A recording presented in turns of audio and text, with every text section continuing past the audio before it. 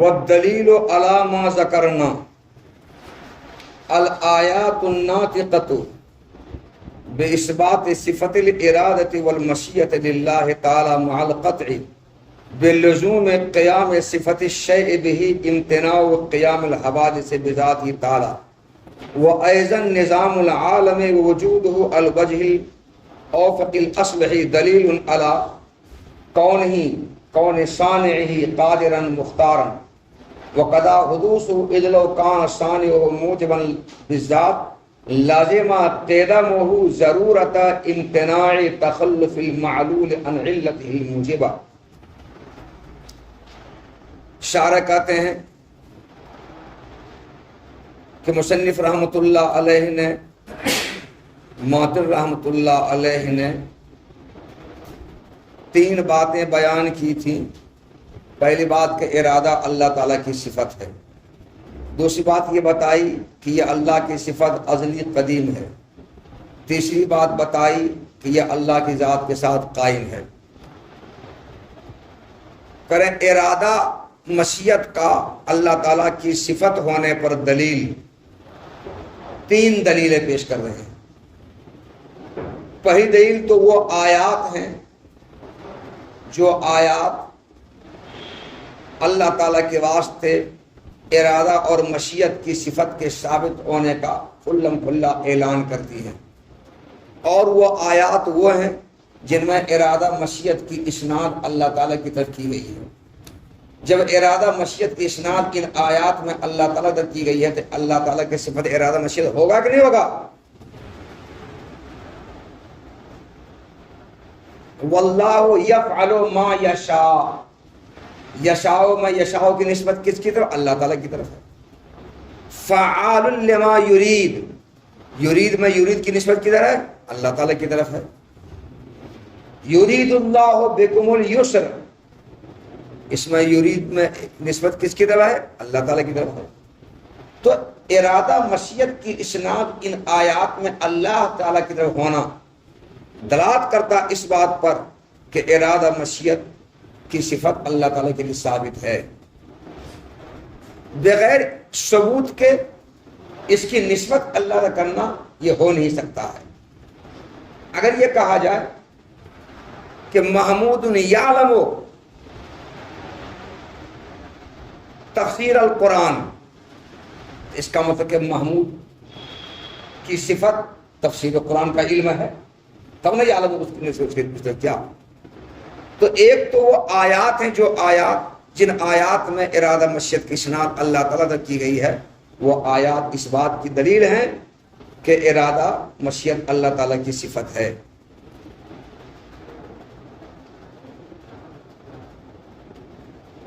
دوسری بات معطل نے یہ بات کہی تھی کہ یہ صفت ارادہ اللہ تعالیٰ کی ذات کے ساتھ قائم ہے۔ اس پر دلیل یہ ہے کہ جب صفت ارادہ صفت مشیت اللہ کی صفت ہے اور شے کی صفت شے کے ساتھ قائم ہوتی ہے، اور شے کی صفت کا شے کے ساتھ قائم ہونا لازم اور ضروری ہے، تو جس چیز کی جو صفت ہوتی ہے اس کے ساتھ قائم اور لازم ہوتی ہے اور لازم ہونا بالکل ضروری ہے، اس سے الگ ہو نہیں سکتی ہے۔ صفت کسی اور کی ہو اور قائم کسی اور کے ساتھ ہو، یہ ہو نہیں سکتا ہے۔ صفت تمہاری ہو اور وہ صفت قائم کسی اور کے ساتھ ہو، یہ ہو نہیں سکتا ہے۔ تو ارادہ مشیت جب اللہ تعالیٰ کی صفت ہے اور کسی شے کی صفت کا اس شے کے ساتھ قائم اور لازم ہونا ضروری اور یقینی ہے، اس سے پتہ چلا کہ ارادہ مشیت دونوں اللہ تعالیٰ کی ذات کے ساتھ قائم ہے۔ تیسری بات انہوں نے کہی تھی کہ یہ اللہ کی جو صفت ارادہ مشیت ہے یہ ازلی اور قدیم ہے۔ اس کے ازلی اور قدیم ہونے کی دلیل یہ ہے کہ اگر ارادہ مشیت حادث ہوگی تو چونکہ اللہ کی ذات کے ساتھ قائم ہے تو حوادث کا اللہ کی ذات کے ساتھ قائم ہونا لازم آئے گا، اور جس کے ساتھ حوادث قائم ہوتے ہیں وہ بھی حادث ہوتا ہے تو اس کا بھی حادث ہونا لازم آئے گا۔ اس طرح سے اللہ تعالیٰ کا حادث ہونا لازم آئے گا، جبکہ اللہ کا حادث ہونا باطل، اللہ تو قدیم ہے۔ اس سے معلوم یہ ہوا کہ اللہ کے ساتھ جو صفت ارادہ قائم ہے، صفت مشیت قائم ہے، وہ حادث نہیں بلکہ وہ قدیم ہے، ورنہ اللہ تعالیٰ کا حادث لازم آ جائے گا، اور اللہ کا حادث ہونا باطل ہے، غلط ہے، محال ہے۔ اس لیے کہنا پڑے گا کہ جو صفت ارادہ اللہ کی ذات ساتھ قائم ہو کیا ہے، ازلی اور قدیم ہے. یہ تینوں باتیں ثابت ہو گئی. اتنا سا ترجمہ دیکھو. اور جو بات ہم ذکر کر چکے ہیں اس بات پر دلیل کون بات ذکر کیے ہیں کہ ارادہ اللہ تعالیٰ کی صفت ہے، وہ ازلی ہے، اللہ کی ذات کے ساتھ قائم ہے، یہی نا. اور جو بات ہم ذکر کر چکے اس پر دلیل وہ آیات ہیں جو اللہ تعالیٰ کے واسطے ارادہ اور مشیت کی صفت کے اس بات کا اعلان کرتی ہیں الناطقۃ.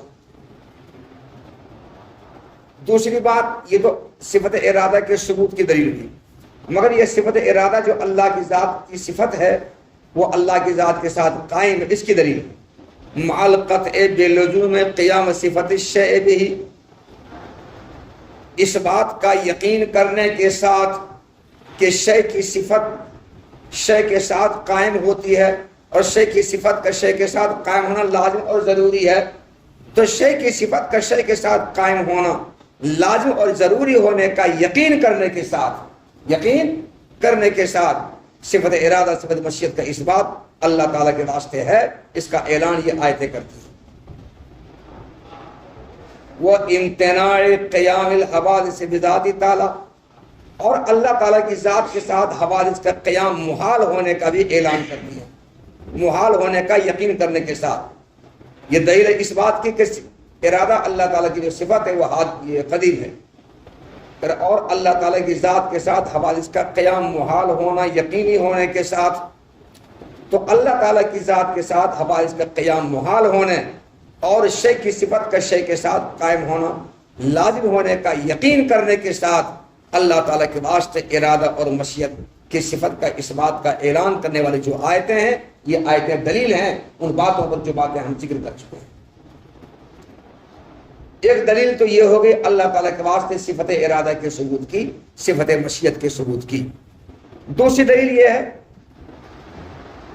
کہ اس عالم کا نظام دیکھو، اس عالم کا سسٹم دیکھو، اور یہ دیکھو کہ عالم کس مناسب اور بہتر ڈھنگ پر موجود ہے.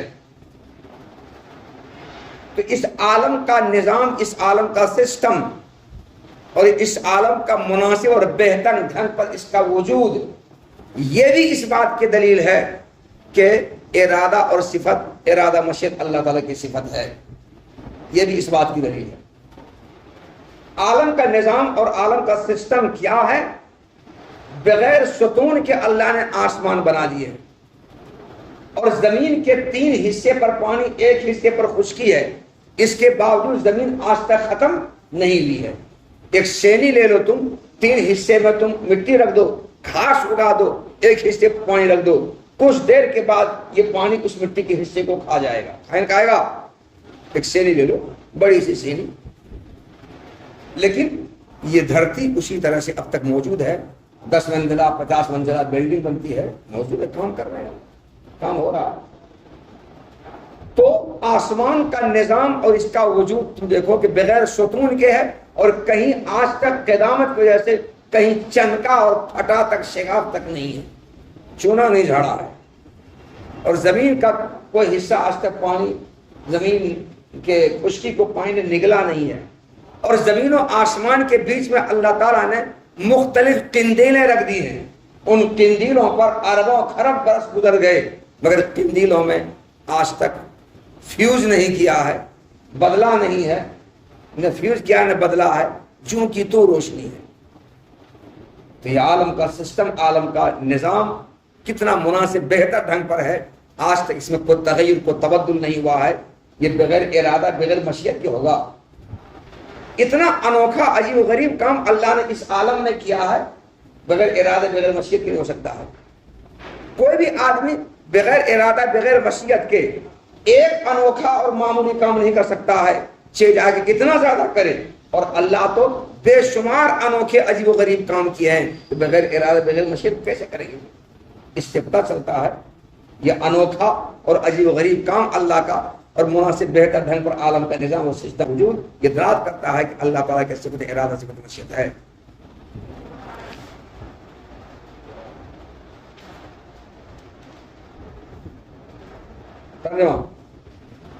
اور نیز عالم کا نظام اور مناسب اور بہتر ڈھنگ پر عالم کا وجود، اور نیز عالم کا نظام سسٹم اور بہتر اور مناسب ڈھنگ پر عالم کا وجود، یہ بھی صانع عالم کے قادر اور مختار ہونے پر دلیل ہے۔ یہ صانع عالم کے فاعل بالاختیار اور فاعل مختار ہونے کی اور فاعل قادر ہونے کی دلیل ہے۔ اس سے پتہ چلتا ہے کہ اللہ تعالیٰ قادر ہے، مختار ہے، اختیار ارادہ اس کے لیے ثابت ہے۔ تیسری دلیل صفت ارادہ کے ثبوت پر اللہ تعالیٰ کے لیے وہ قضا حدوث ہو۔ تیسری دلیل یہ ہے کہ دیکھو جی،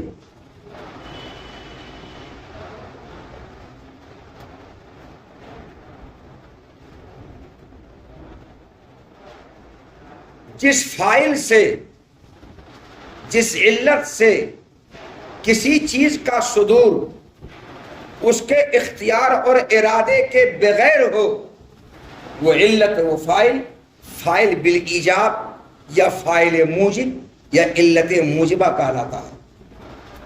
اور جس فاعل سے، جس علت سے معلول کا صدور اور وجود اس کے اختیار اور ارادے سے ہو، اس فاعل کو فاعل مختار یا فاعل بالاختیار یا علت کو علت مختارہ کہا جاتا ہے۔ ہمارا یہ کہنا ہے کہ اللہ تعالیٰ فاعل مختار ہے، اللہ تعالیٰ فاعل بالاختیار ہے، اللہ تعالیٰ علت مختارہ ہے، اللہ تعالیٰ فاعل بالایجاب نہیں ہے، اللہ تعالیٰ فاعل موجب نہیں ہے، اللہ تعالیٰ علت موجبہ نہیں ہے، کیونکہ اللہ تعالیٰ سے اس عالم کا صدور اللہ کی مرضی اور اختیار ارادے کے بغیر نہیں ہوا ہے، بلکہ اختیار ارادے سے ہوا ہے۔ اور جس فاعل، جس علت سے کسی چیز کا صدور اور وجود اس کے اختیار ارادے مرضی سے ہو، وہ فاعل بالاختیار، فاعل مختار اور علت مختارہ کہلاتا ہے۔ اور جس فاعل، جس علت سے کسی چیز کا صدور اس کے اختیار اور ارادے کے بغیر، مرضی کے بغیر ہو، وہ فاعل بالایجاب کہلاتا ہے اور فاعل موجب کہلاتا ہے۔ فاعل موجب، فاعل بالایجاب کی مثال جیسے آگ سے احراق کا صدور، احراق کا وجود یا حرارت کا وجود آگ کی مرضی کے بغیر، آگ کے ارادہ اختیار کے بغیر ہوتا ہے۔ اس لیے احراق کے لیے آگ علت موجبہ ہے، فاعل موجب ہے، فاعل بالایجاب ہے۔ یہ بات ہم پہلے بولے ہیں اور آج پھر بول دیتے ہیں۔ دوسری بات یہ سمجھو کہ فاعل مختار کا معلول حادث بالزمان ہوتا ہے۔ فاعل مختار کا معلول جو فاعل بالاختیار ہوتا ہے، جو علت مختارہ ہوتا ہے، جو فاعل بالاختیار ہوتا ہے، علت مختارہ ہوتا ہے، فاعل مختار ہوتا ہے، اس کا جو معلول ہوتا ہے، اس سے جو چیز صادر ہوتی ہے، اس سے جو موجود ہوتا ہے، وہ جس چیز کو موجود کرتا ہے وہ حادث بالزمان ہوتا ہے۔ کیا ہوتا ہے؟ وہ حادث بالزمان ہوتا ہے، یعنی وہ مسبوق بالعدم ہوتا ہے اور معدوم رہ کر کے وجود میں آتا ہے، عدم سے وجود میں آتا ہے، غیر مسبوق بالعدم نہیں ہوتا ہے۔ تو فاعل مختار کا معلول کیا ہوتا ہے؟ حادث بالزمان ہوتا ہے۔ اتنی بات سمجھنے کے بعد اب یہ سمجھیے کہ اللہ تعالیٰ کے لیے صفت ارادہ اور صفت مشیت کا ثبوت کیسے ہے، اس کو سمجھیے آپ۔ اللہ تعالیٰ فاعل مختار ہے۔ کیا یہ فاعل مختار ہے، فاعل بالاختیار ہے، علت مختارہ ہے۔ میرا یہ دعویٰ ہے جب اللہ تعالیٰ فاعل مختار ہوں گے، علت مختارہ ہوں گے، فاعل بالاختیار ہوں گے، تو اختیار اللہ کے لیے ثابت ہوگا کہ نہیں ہوگا؟ اور اختیار ہی کو ارادہ کہا جاتا ہے، ارادہ کے لیے ثابت ہوگا کہ نہیں ہوگا؟ اور ارادہ ہی کو مشیت کہا جاتا ہے، ارادہ مشیت اللہ کے لیے ثابت ہوگا کہ نہیں ہوگا؟ تو قصد، ارادہ، مشیت، اختیار اللہ کے لیے ثابت ہوا نہیں ہوا؟ ثابت ہوا۔ اگر تم اللہ تعالیٰ کو فاعل مختار نہیں مانتے ہو، فاعل بالاختیار نہیں مانتے ہو، علت مختارہ نہیں مانتے ہو، بلکہ اس کا اپوزٹ فاعل بالایجاب یا فاعل موجب یا علت موجبہ مانتے ہو، تو علت سے معلول کا تخلف نہیں ہوتا ہے، علت سے تخلف نہیں ہوتا ہے۔ انہیں ایسا ہو نہیں سکتا ہے کہ علت موجود ہو اور معلول ندار ہو، ایسا ہو نہیں سکتا ہے۔ تو اللہ تعالیٰ اگر علت موجبہ ہوں گے تو جب سے اللہ تعالیٰ ہوں گے تب سے معلول کا موجود ہونا لازم اور ضروری ہوگا۔ اور اس پورا عالم کا صدور اللہ تعالیٰ سے ہوا ہے، اس لیے پورا عالم معلول ہوا۔ پورا عالم کیا ہوا؟ ارے پورا عالم کس سے موجود ہوا ہے؟ کس سے صادر ہوا ہے؟ کس نے موجود کیا؟ اللہ تعالیٰ نے۔ تو پورے عالم کا وجود اور صدور اللہ تعالیٰ سے ہوا۔ تو اگر اللہ تعالیٰ فاعل موجب علت موجبہ ہوں گے تو جب سے اللہ تعالیٰ ہوں گے تب سے اس عالم کا وجود ماننا پڑے گا، تب سے۔ اور اللہ چونکہ ازل سے ہے اس لیے اس عالم کا وجود بھی ازل سے ماننا پڑے گا۔ اور اللہ ابد تک رہیں گے، اللہ ابدی ہیں تو عالم کا بھی ابدی ہونا لازم آئے گا۔ گویا اللہ تعالیٰ ہمیشہ سے ہے اور ہمیشہ رہیں گے تو عالم کا بھی ہمیشہ سے ہونا اور ہمیشہ رہنا لازم آئے گا۔ اور جو ازلی اور ابدی ہوتا ہے وہ سرمدی کہلاتا ہے، تو عالم کا سرمدی ہونا لازم آئے گا، لا زوال۔ جبکہ عالم حادث ہے اور معدوم رہ کر کے موجود ہوا ہے، ایک زمانے میں نہیں تھا بعد میں موجود ہو گیا ہے، مگر عالم کا قدیم اور ازلی ہونا لازم آ رہا ہے۔ تو عالم کا قدیم اور ازلی ہونا باطل وغیرہ ہوا۔ یہ باطل کیوں لازم آیا؟ اللہ تعالیٰ کو فاعل مختار نہ مان کر فاعل موجب ماننے سے، فاعل بالاختیار نہ مان کر فاعل بالایجاب ماننے سے۔ کیونکہ جب فاعل بالایجاب ہوگا علت موجبہ ہوگا تو علت سے چونکہ مال کو تخلف ہوتا نہیں ہے، ایسا ہو نہیں سکتا علت موجود اور مال ندارت، ایسا ہو نہیں سکتا ہے۔ اسے جب اللہ ہوں گے تب مال ہوگا، اور اللہ چونکہ ازل سے ہے اس لیے عالم جو مال اس کا ہے یہ بھی ازل سے ہوگا۔ تو عالم کا ازلی قدیم اللہ آئینہ آئے گا، اور عالم ازلی قدیم کا حادث ہے۔ عالم اپنے تمام اجزاء سمیت حادث ہے، اور عالم کا اپنے تمام اجزاء سمیت حادث ہونا ثابت ہو چکا ہے۔ تو عالم کا قدیم ہونا لازم غلط ہے نا، محال باطل ہے۔ یہ کیوں لازم آیا؟ اللہ تعالیٰ کو فاعل مختار نہ مان کر فاعل موجب ماننے سے۔ تو پتہ چلا اللہ تعالیٰ فاعل مختار ہے، فاعل موجب نہیں ہے۔ جب فاعل مختار ہے، فاعل اختیار ہے، تو اختیار، ارادہ، قصد اللہ کے لیے ثابت ہوا، اللہ کی مشیت ثابت ہوئی۔ دیکھیں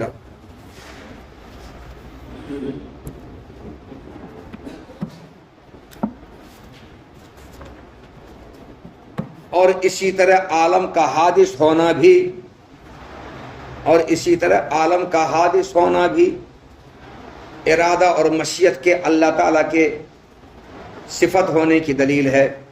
اور اسی طرح عالم کا حادث ہونا بھی ارادہ اور مشیت کے اللہ تعالیٰ کے صفت ہونے کی دلیل ہے۔ کیونکہ اگر اس عالم کا بنانے والا موجب بذات ہو، یعنی فاعل موجب بذات ہو، فاعل بالایجاب بذات ہو، تو عالم کا قدیم ہونا لازم آئے گا۔ کیوں عالم کا قدیم ہونا لازم آئے گا؟ کیونکہ معلول کا تخلف محال ہے اپنی علت موجبہ سے، کیونکہ معلول کا اپنی علت موجبہ سے تخلف محال ہے، اور یہ محال ہونا بالکل یقینی اور بدیہی ہے۔ کیونکہ معلول کا اپنی علت موجبہ سے پیچھے رہ جانا محال ہونا یقینی ہے، ضروری اور لازمی ہے۔ تو اللہ تعالیٰ کو اگر فاعل موجب بذات مانتے ہیں، صانع عالم کو فاعل موجب بذات مانتے ہیں، فاعل مختار نہیں مانتے ہیں، تو عالم کا قدیم ہونا لازم آئے گا۔ قدیم ہونا کیوں لازم آئے گا؟ کیونکہ معلول کا اپنی علت موجبہ سے پیچھے رہ جانا لازم آئے گا، اور معلول کا اپنی علت موجبہ سے پیچھے رہ جانا محال ہے۔ یعنی علت موجود اور معلول ندار تو یہ محال ہے، اس لیے جب سے اللہ تعالیٰ ہوں گے تب سے عالم کو ہونا لازم آئے گا، اور اللہ ازل سے ہے اس لیے عالم کا بھی ازل سے ہونا لازم آئے گا، اور جو ازل سے ہوتا ہے وہ قدیم ہوتا ہے، تو عالم کا بھی قدیم ہونا لازم آئے گا۔ تو لازم قدم ہوگا نہیں ہوا، اور عالم کا قدیم ہونا محال، باطل، غلط۔ یہ باطل، یہ محال کیوں لازم آیا؟ شان عالم کو موجب بذات فاعل موجب ماننے سے۔ اس سے پتہ چلا شان عالم موجب بذات فاعل موجب نہیں ہے۔ جب فاعل موجب بذات نہیں ہے، فاعل بالایجاب نہیں، تو اس کا الٹا کیا ہوگا؟ فاعل بالاختیار فاعل مختار ہوگا، اس کا الٹا۔ تو اللہ تعالیٰ فاعل مختار فاعل بالاختیار ہونا ثابت ہوگا۔ جب فاعل مختار فاعل باختیار ہے تو ارادہ، مشیت، قصد، اختیار اللہ کے ثابت ہوگا نہیں ہوا۔ یہ ہے تیسری دلیل۔ چلیے آگے۔ اچھا ایک تو کال کرتے ہیں بس۔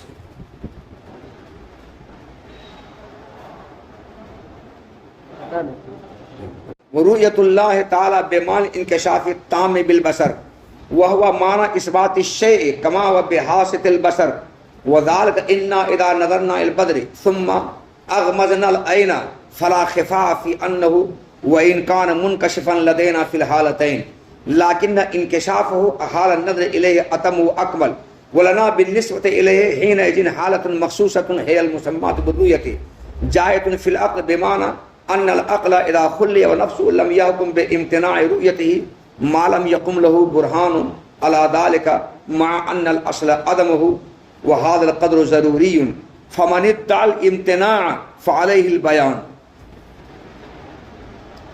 اہل سنت والجماعت ادھر دیکھو، اہل سنت والجماعت کا یہ عقیدہ ہے کہ گرچہ اللہ تعالیٰ کسی جہت میں نہیں ہے، کسی مکان میں نہیں ہے، اور آنکھوں سے دکھائی بھی نہیں دیتے ہیں، ہماری آنکھوں سے نکلنے والی شعاع بصری کا اتصال اللہ کی ذات کے ساتھ نہیں ہوتا ہے، مگر پھر بھی دنیا میں اللہ تعالیٰ کا دکھائی دینا ممکن ہے۔ پھر بھی دنیا میں، ادھر ہم نہیں دیکھیں گے، دنیا میں پھر بھی اللہ تعالیٰ کا دکھائی دینا ممکن ہے۔ تو گرچہ اللہ تعالیٰ کسی جہت میں نہیں ہے، کسی مکان میں نہیں ہے، کسی جگہ میں نہیں ہے، کسی حیز میں نہیں ہے، پھر بھی اللہ تعالیٰ کا دکھائی دینا دنیا میں ممکن ہے۔ یہ اہل سنت والجماعت کا عقیدہ ہے۔ اس کے برخلاف معتزلہ اور معتزلہ کا بڑا بھائی فلاسفہ، ان دونوں کا عقیدہ ہے کہ اللہ تعالیٰ کا دکھائی دینا ممکن نہیں ہے۔ مشبہہ اور کرامیہ یہ دونوں اللہ تعالیٰ کو جہت اور مکان سے پاک ہونا مانتے ہیں، کہتے ہیں اللہ تعالیٰ کسی جہت میں کسی مکان میں نہیں ہے، تو جہت اور مکان سے پاک ہونے کے باوجود مشبہہ اور کرامیہ بھی اللہ تعالیٰ کے دکھائی دینے جائز ہے، ممکن ہے، دنیا میں اس کے وہ قائل ہیں۔ جب ہم نے ان سے پوچھا کہ آپ کیوں قائل ہیں، تو انہوں نے کہا چونکہ اللہ تعالیٰ ذو جسم ہے، گرچہ اللہ تعالیٰ کسی جہت میں نہیں ہے، کسی مکان میں نہیں ہے، لیکن اللہ تعالیٰ ذو جہت ہے، ذو جسم ہے، اور ہر ذو جسم کے لوازم میں سے یہ ہے کہ وہ نظر آئے، وہ دکھائی دے۔ اس لیے اللہ تعالیٰ کسی جہت کسی مکان میں نہ ہونے کے باوجود اس کا دکھائی دینا ممکن ہے، کیونکہ وہ ذو جسم ہے، اور ذو جسم چیز کے لیے لازم ہے کہ دکھائی دے۔ ہر ذو جسم چیز دکھائی دیتی ہے، لازم ہے۔ تو مشبہہ کرامیہ کے نزدیک بھی اللہ تعالیٰ کا دکھائی دینا ممکن ہے، وہ رؤیت باری کے قائل ہیں۔ تو یہاں سے ایک دوسرا مسئلہ کیا چھڑا کہ دنیا میں اللہ کا دکھائی دینا ممکن ہے یا نہیں، رؤیت باری ممکن ہے یا نہیں، دنیا میں اللہ کا دکھائی دینا ممکن ہے یا نہیں۔ کس طرح دکھائی دینا؟ جیسے تم ہم کو دکھائی دے رہے ہو اور میں تم کو دکھائی دے رہا ہوں، اس طرح اللہ تعالیٰ کا دکھائی دینا ممکن ہے یا نہیں ہے۔ جیسے تم مجھ کو دیکھ رہے ہو اور میں تم کو دیکھ رہا ہوں، تم مجھے دکھائی دے رہے ہو، میں تمہیں دکھائی دے رہا ہوں، اس طرح اللہ تعالیٰ کا دکھائی دینا ممکن ہے یا نہیں ہے۔ تو اہل سنت والجماعت کا عقیدہ ہے کہ ہاں دکھائی دینا ممکن ہے دنیا میں، اور معتزلہ فلاسفہ کا عقیدہ ہے کہ دنیا میں دکھائی دینا ممکن نہیں ہے، ممکن نہیں ہے۔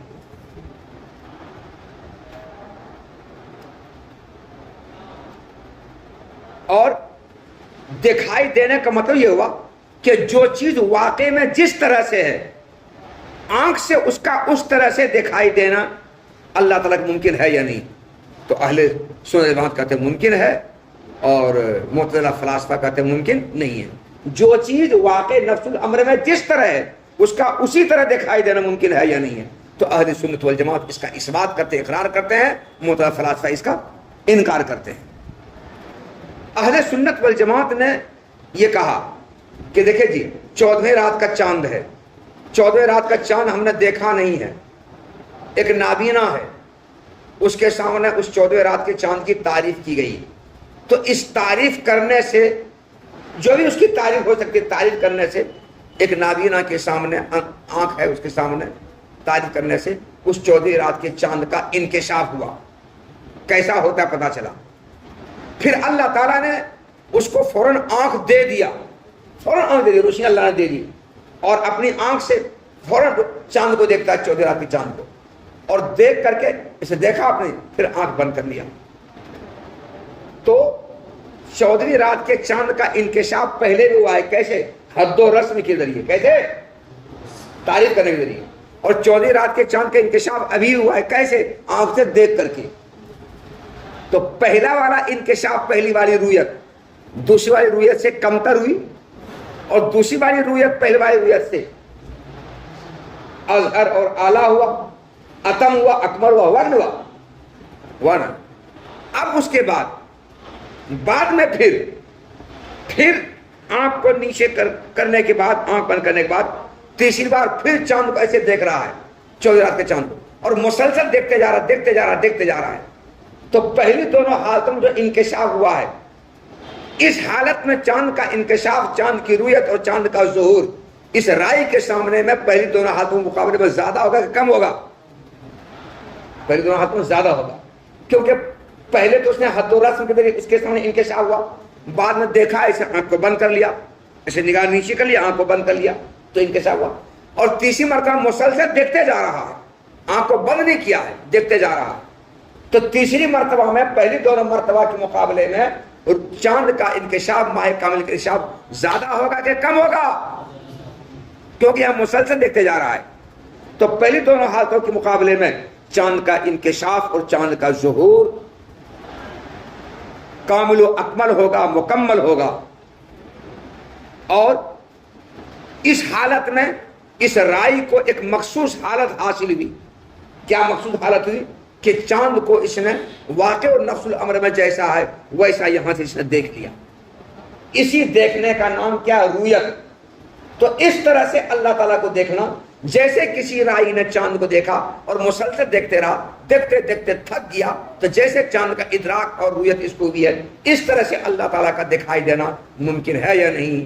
تو اہل سنت والجماعت اس کا اقرار اس بات کرتے ہیں، اور دوسرے حرامی لوگ انکار کرتے ہیں. اہل سنت والجماعت کا یہ عقیدہ ہے کہ دنیا میں اللہ کا دکھائی دینا ممکن ہے، اور دنیا میں اللہ کا دکھائی دینا ممکن ہونے پر دلیل بھی پیش کی ہے.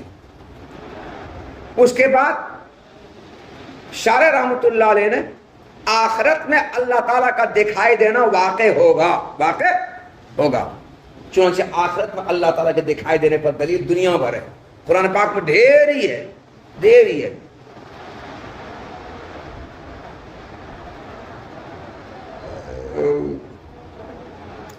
وجوہ یومئذ ناظرہ الی ربہا ناظرہ. الی ربہا ناظرہ میں ناظرہ زو سے ہے، اور پہلا والا ناظرہ ذات سے ہے، ذات سے. میری بیٹی کے چھوٹی بیٹی کا نام جو ہے ناظرہ، زادے سے ناظرہ. تو خیر یہاں پر دھیان دو. ہاں تو یہ جو آیت ہے ناظرہ الی ربہا ناظرہ، کیا معنی ہوگا؟ پروردگار عالم کو بہت سے مسلمان چہرے، بہت سے مسلمان آنکھیں اللہ تعالیٰ کو آخرت میں دیکھیں گے. الی ربہا ناظرہ، مسلمان آنکھیں، مومن آنکھیں، صاحب ایمان کی آنکھیں اللہ تعالیٰ کو آخرت میں اسی طرح سے دیکھیں گی جیسے ہم تم کو دیکھ رہے ہیں، تم ہم کو دیکھ رہے ہو. تو یہ آیت اللہ کی رویت کے وقوع پر داد کر رہی ہے. تو قرآن پاک کی وہ آیات جو اللہ کے رویت کے وقوع پر داد کر رہی ہیں، انہی آیات کو پیش کرنا دلیل میں کافی تھا. مگر ان آیات کو اگر دلیل پیش کریں گے اہل سنت والجماعت تو مخالفین، چونکہ یہ قرآن پاک کی آیت ہے نا، یہ دلیل نص قرآنی ہے، اور وہ کیا کہتے ہیں دلیل سمعی ہے، دلیل نقلی ہے. جو قرآن کو نہیں مانتا وہ کہہ دے گا کہ یہ نقلی دلیل ہے، یہ سمعی دلیل ہے، اور اللہ کی رویت ناممکن ہے، محال ہے. اور رویت کے ناممکن اور محال ہونے کو بیان یہ آیت کر رہی ہے. آیت کر رہی ہے کہ اللہ کی رویت ممکن ہے بلکہ واقع ہوگی. تو مخالفین کہتے ہیں اللہ کی رویت ناممکن محال ہے، اور اس آیت سے آخرت میں اللہ کی رویت کے وقوع پر دلالت ہو رہی ہے. اور کسی ناممکن چیز پر کوئی نص قرآنی اگر دلالت کرے تو اس کا وہ ظاہری معنی مراد نہیں ہوتا، وہاں تعویل کرنا ضروری ہوتا ہے. اس لیے وجوہ الی ربہا ناظرہ، جس سے رؤیت باری کے وقوع پر دلالت ہو رہی ہے، اس آیت کی تعویل کرنا ضروری ہوگا اور یہ کہنا ہوگا کہ اس آیت کا مطلب کچھ دوسرا ہے۔ الی ربہا ناظرہ، ناظرہ منتظرتن کے معنی میں ہے، یعنی پروردگار عالم کے دیدار کے لیے لوگ انتظار کریں گے وہاں، الی ربہا۔ اور الی یہاں نعمت کے معنی میں ہے، تو الی ربہا منتظرتن یعنی نعمت ربہا منتظرتن، تو اللہ کی نعمتوں کے انتظار کریں گے وہاں بہت سے لوگ، بہت سے مومن چہرے اور مومن لوگ اللہ کی نعمت کے ملنے کا انتظار۔ ارے الی ربہا، الی نعمت کے معنی میں، الی ربہا نعمت ربہا، اور منتظرتن کے معنی میں ہے تو پروردگار عالم کی نعمت کا انتظار کریں گے، اب ملے گا تب ملے گا، اب ملے گا تب ملے گا۔ یہ آیت کا مطلب، یہ ہے تعویل۔ تو چونکہ رؤیت باری ناممکن ہے اور ناممکن چیز کے واقع ہونے پر یہ آیت دلالت کر رہی ہے، اور کوئی قرآن کی آیت یا حدیث کس ناممکن چیز پر وقوع پر دلالت کرے تو اس میں تعویل کرنا ضروری ہے، اس لیے آیت کا یہ مطلب ہے، مخالفین یہ کہہ سکتا ہے۔ اس لیے رؤیت باری کے وقوع پر جو قرآن پاک کی آیت دلالت کر رہی ہے اس کو دلیل پیش نہیں کر رہے ہیں، بلکہ دوسری دلیل پیش کر رہے ہیں۔ سب سے پہلے رؤیت باری کا امکان پر دلیل پیش کر رہے ہیں کہ دنیا میں رؤیت باری ممکن ہے، اس کے بعد رؤیت باری کی وقوع آخرت میں ہوگا، اس پر دلیل بعد پیش کریں گے۔ شاعر کہتے ہیں کہ عقلاً دنیا میں رؤیت باری ممکن ہے، اللہ کا عقلاً دکھائی دینا ممکن ہے، یعنی عقل کو اگر خارجی اثرات سے آزاد چھوڑ دیا جائے اور خارجی شواغل سے عقل کو آزاد چھوڑ دیا جائے تو عقل اللہ کی رؤیت کے محال ہونے کا حکم نہیں لگائے گی، جب تک اللہ کی رؤیت کے محال ہونے پر کوئی دلیل قائم نہ ہو جائے۔ جب تک اللہ کی رؤیت کے محال ہونے پر، اللہ کے دکھائی دینے کے محال ہونے پر جب تک کوئی دلیل قائم نہ ہو جائے، تب تک عقل اللہ تعالیٰ کے دکھائی دینے کے محال ہونے کا فیصلہ نہیں کرے گی، بلکہ کہے گا اللہ تعالیٰ رؤیت ممکن ہے، اللہ کے دکھائی دینا دنیا ممکن ہے۔ نیز دیکھو جی، اللہ کے علاوہ باقی دنیا کی جتنی چیزیں ہیں سب میں اصل ہے عدم۔ اصل کیا جی؟ صرف اللہ کے لیے وجود اصل ہے اور عدم خلاف اصل ہے۔ اس لیے اللہ اصل پر دلیل نہیں دی جاتی ہے، اللہ کے وجود پر دلیل دینے کی ضرورت نہیں ہے، کیونکہ اللہ کا وجود اصل ہے اور عدم اللہ کا معدوم خلاف اصل ہے۔ تو دلیل خلاف اصل پر دی جاتی ہے، اصل پر دلیل دی جاتی ہے۔ یہ پانی کا پاک ہونا اصل ہے اور ناپاک ہونا خلاف اصل ہے، تو اس پانی کے پاک ہونے پر دلیل نہیں دی جائے گی، پانی کے ناپاک ہونے پر دلیل دی جائے گی۔ تو دلیل کا مطالبہ خلاف اصل پر ہوتا، اصل پر نہیں ہوتا ہے۔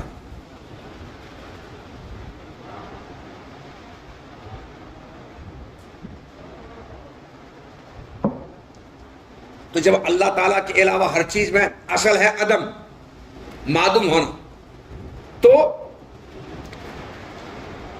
رؤیت باری کا محال ہونا یہ اللہ کے علاوہ کی چیز ہے، اور اس میں اصل کیا ہے؟ دلیل کا نہ ہونا۔ کیا اصل ہے؟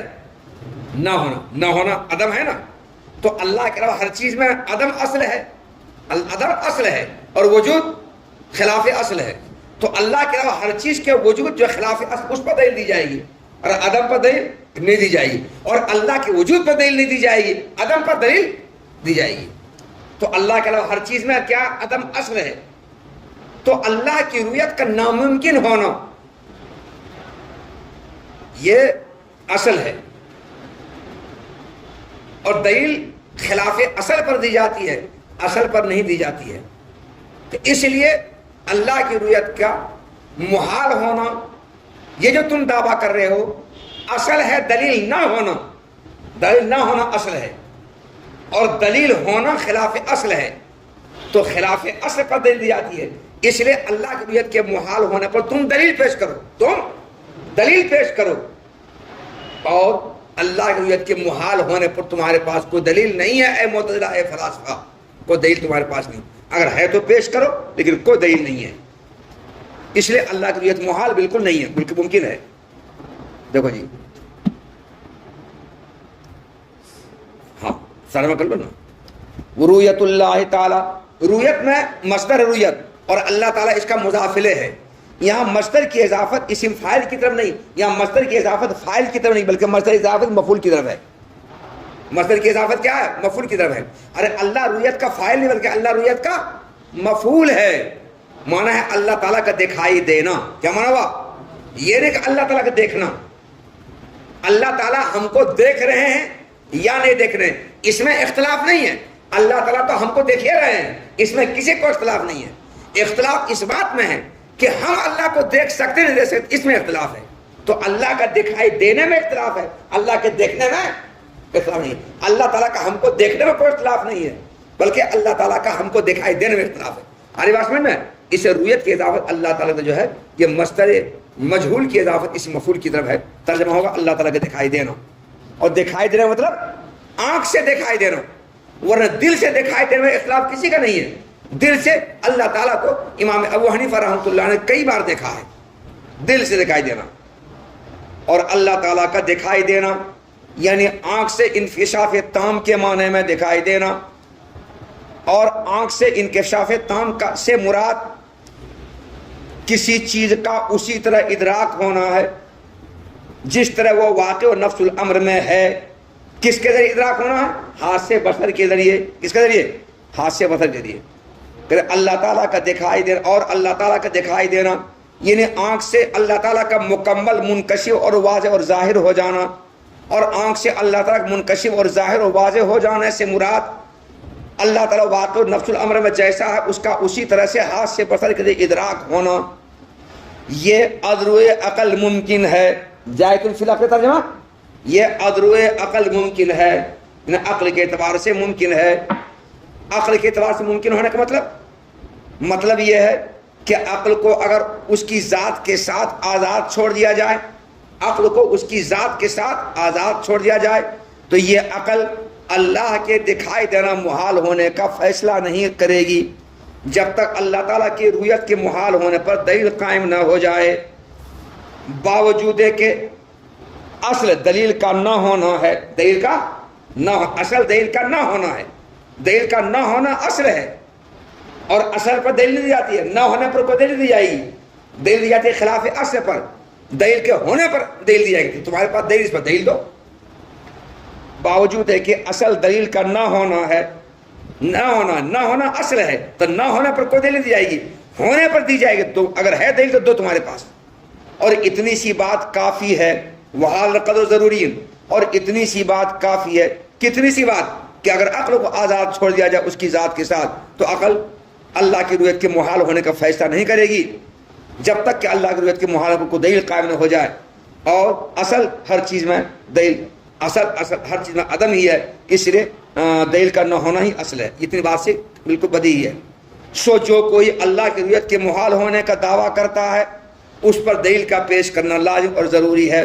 فمن ادعى الامتناع, سو جو کوئی اللہ تعالیٰ کی رؤیت کے محال ہونے کا دعویٰ کرتا ہے اس پر دلیل کا پیش کرنا لازم اور ضروری ہے. فعلیہ البیان. وذالک, اللہ تعالیٰ کا دکھائی دینا عقلاً ممکن ہے.